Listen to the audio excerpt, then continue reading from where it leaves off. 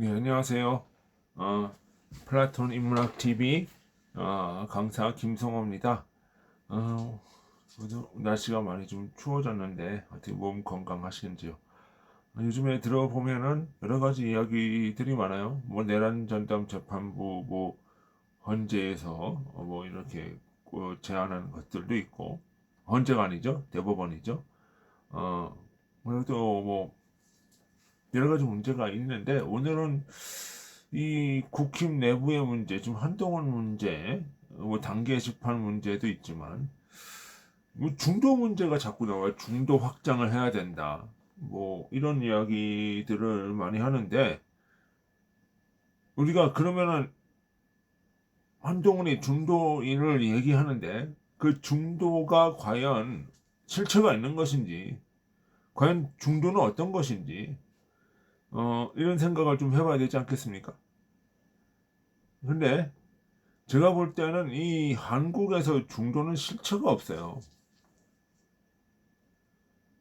한국에서 중도는 실체가 없다. 그럼 원래 중도라고 하는 것은 어떤 거냐면 유럽에서 왔죠. 유럽에서 이제 뭐 과거에 어떤 그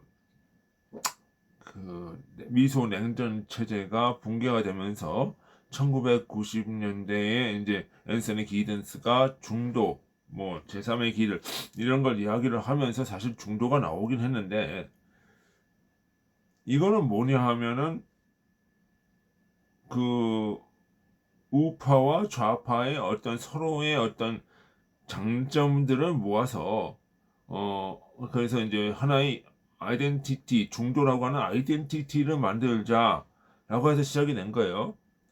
근데 이것을 하다 보니까 결국은 뭐 하냐면, 이것이 뭐 좌파도 아니고 우파도 아니고 아무것도 아닌 그런 것이 나와요.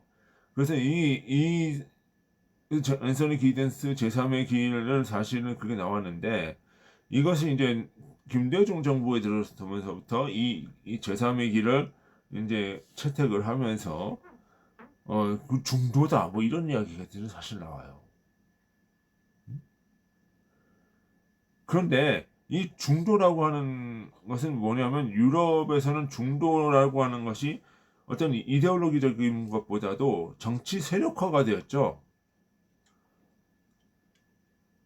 그 미소 냉전 체제의 붕괴가 되면서 어떤 그 좌우의 극한 대립보다는 중립적인 생각으로 하자라고 해서 중도라고 하는 것이 나왔는데, 이것이 점차 그 유럽에서도 지금 뭐 그 어떤 이데올로기 정체 사상적인 핵심 뭐가 정체성이 없다 그러면서 사실은 크게 각광을 받지 못해요.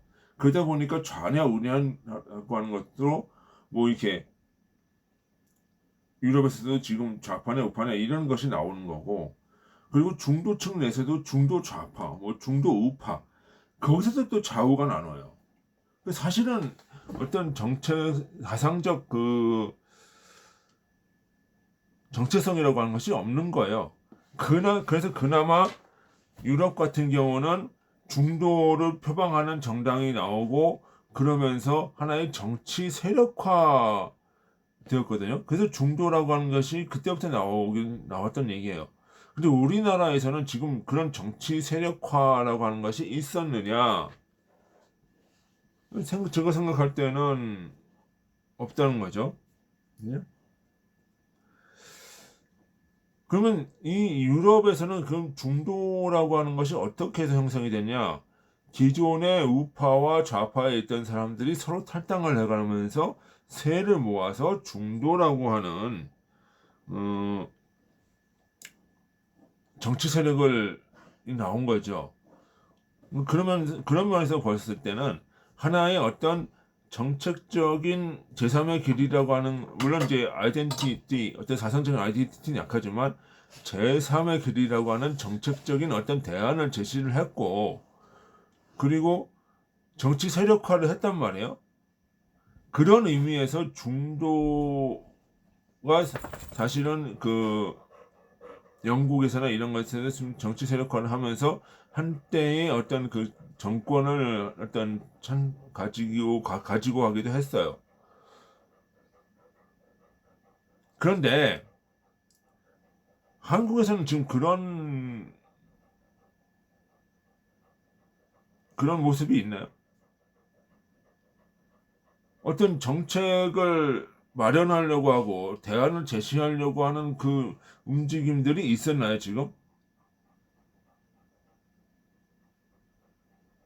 우리나라는 그런 것이 전혀 없어요.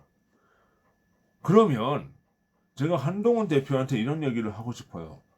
그러면 본인이 중도 확장을 이야기를 하려고 그러면 중도에서 보수에서 차라리 중도로 나가는 차라리 정당을 하나 만드세요. 국힘에 있지 말고 유럽에서처럼. 그래서 뭐 중도 우파 뭐 이런 식으로 나가란 말이에요. 그리고 거기에 따른 정책적 대안을 제시를 하셔야 되는 거예요. 우리 중도가 나가야 되는 방향은 이거다라고 하는 거예요. 그런데 지금 한동훈 대표는 한동훈 전 대표죠. 한동훈과 그 계열은 지금 뭘 하고 있어요? 그건 아니잖아요. 일단 정책 대안을 내놓는 것도 아니고, 그렇다고 중도라고 하는 정치 세력을 만들려고 하는 것도 아니고, 기존의 어떤 그 국힘이라고 하는 보수에 있어서 보수가 중도로 나가야 된다. 이런 얘기를 하는 거잖아요. 자, 그러면 원래는 보수가 가지고 있는 정책적 색깔이 있어요. 자유민주주의, 뭐 헌법, 그리고 공화제, 뭐 이런 정책적 색깔이 있어요. 그걸 가지고 여태까지 이끌어 온 거예요. 음? 그럼 이 정체성, 그것이 보수의 정체성인데, 이것이 어떻게 중도로 나갈 수가 있죠? 여기에 뭐가 또 이제 이거를 변형을 시켜야 된다는 얘기죠. 그러면은 기존의 보수가 될 수가 없는 거예요, 사실은. 그러면은 한동훈, 제가 그 전 대표에게 얘기하고 싶은 거는, 본인이 그렇게 중도를 이야기를 하고 싶고 중도로 외연 세력을 키우고 싶다라고 하면 나가세요. 국힘에서 나가서 자신의 정당을 차리고 자신의 정책 대안을 생각을 하고 중도라는 것이 이런 것이다라고 딱 찍어줬을 때 그 정치 세력화가 되는 것이지, 뭐 국힘 안에 있어가지고 나는 그래도 국힘에 있겠다 그러면서 계속 나는 중도 외연 확장을 해야 된다. 그거는 아니라는 거죠. 그리고 중도라고 하는 것이 해외적인 유럽의 역사사에서도 보면 따로 어떤 정책 대안을 제시를 하고 정치 세력화를 하면서 중도는 이것이라고 표방을 하려고 했죠.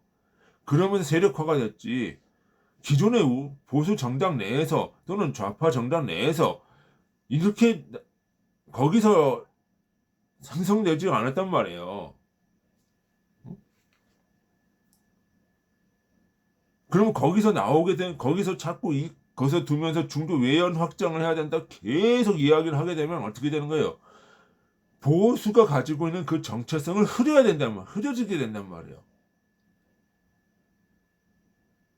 그럼 보수가 어떤 색깔을 잃어버려요. 그럼 보수가 가지고 있는 정체성 자체를 잃어버린단 말이에요. 우파가 가지는. 그러니까 보수 우파 내에서 다양한 목소리들이 있을 수 있죠. 그건 어쨌거나 보수 우파 내에서의 목소리지 중도로 향한 목소리가 아니란 말이에요. 근데 왜 자꾸 중도로 이야기를 하세요?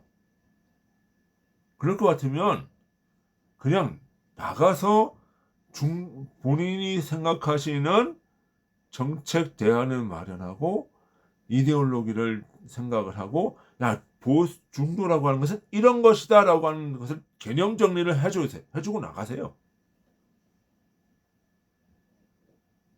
그것이 낫습니다. 여기서 흐리지 말고, 그리고 단기 게시판 문제는 조사를 하고 있는 거니까 거기 가면 되는 거고, 중도 외연 확장을 자꾸 보수 안에 국힘 안에서 하려고 하지 마세요. 나가서 하시는 것이 맞습니다. 그리고 그것이 중도라고 정확한 이데올로기를 정하세요. 먼저 자신의 정체성부터 정하시고 그것을 이끌어가는 정당을 만들고 세력화하는 것이 중도 외연 확장입니다. 국힘 내에서 하려고 하지 말고 그냥 나가서 하시면 됩니다. 예, 오늘 중도 외연 확장에 대해서 한번 생각을 해보았습니다. 예, 오늘 그동안 들어주시느라 수고 많으셨습니다. 감사합니다.